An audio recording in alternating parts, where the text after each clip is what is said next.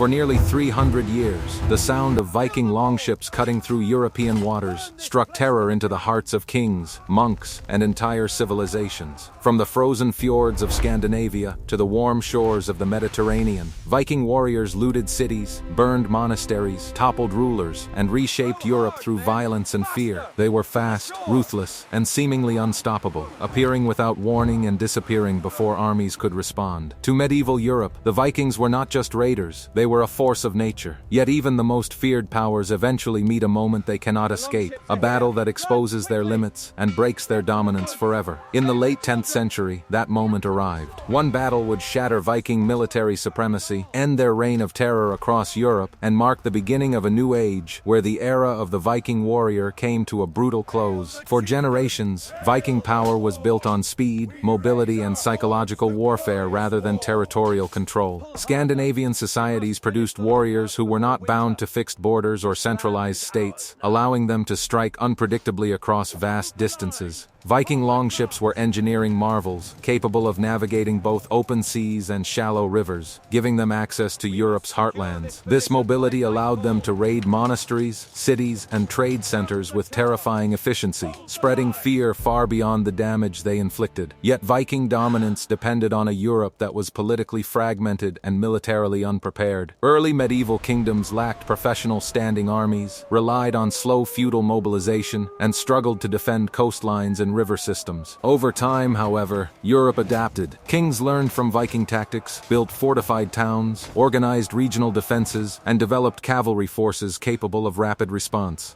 At the same time, the Vikings themselves began to change. Successful raids turned into settlements, and warriors who once lived by plunder became landowners and rulers. Viking leaders adopted Christianity, intermarried with local elites, and established kingdoms in England, Ireland, and Normandy. These changes brought wealth and stability but weakened the Viking way of war. The shift from raiding to ruling demanded armies that could hold territory rather than strike and flee. As Viking forces became heavier and less mobile, they lost the advantage that had once made them unstoppable. The political landscape of Europe also shifted.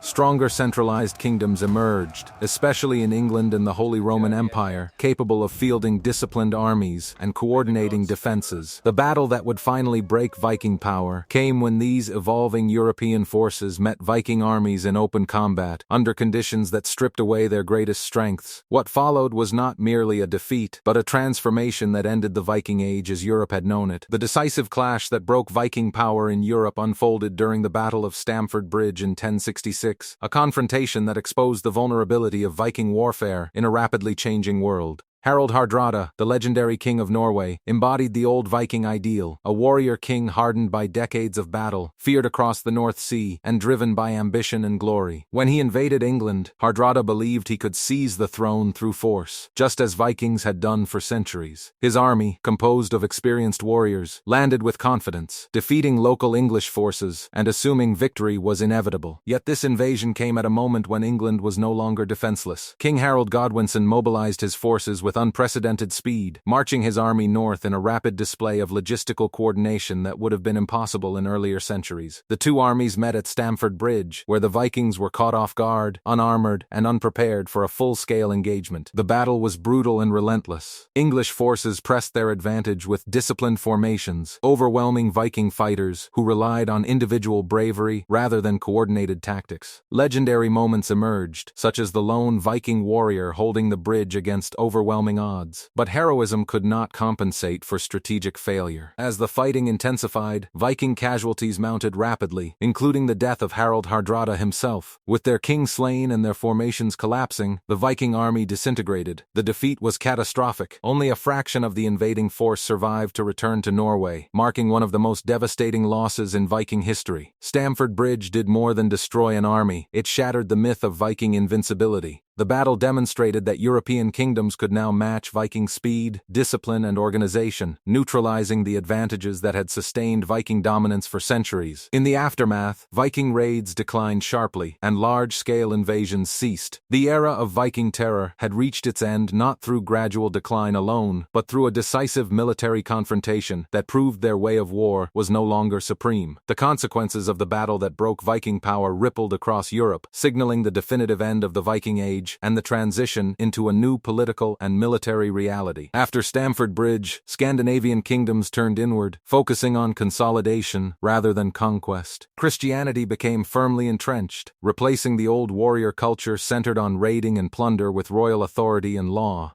Viking leaders transformed into medieval kings, ruling through administration rather than terror. In England, the defeat of the Vikings removed one of the last external threats to centralized rule, even as new challenges soon emerged. Across Europe, the disappearance of Viking raids allowed trade, agriculture, and urban life to stabilize and expand without the constant fear of sudden destruction. Militarily, the battle confirmed the effectiveness of disciplined infantry, rapid mobilization, and centralized command, setting the standard for medieval warfare. Culturally, the Viking legacy did not vanish, but it evolved, surviving in language, law, and legend rather than in battlefield dominance. The battle that broke Viking power in Europe was not just the end of a military threat, but the closing chapter of an age defined by mobility, fear, and conquest. It proved that no power, no matter how feared, can survive unchanged in a world that adapts to its strengths.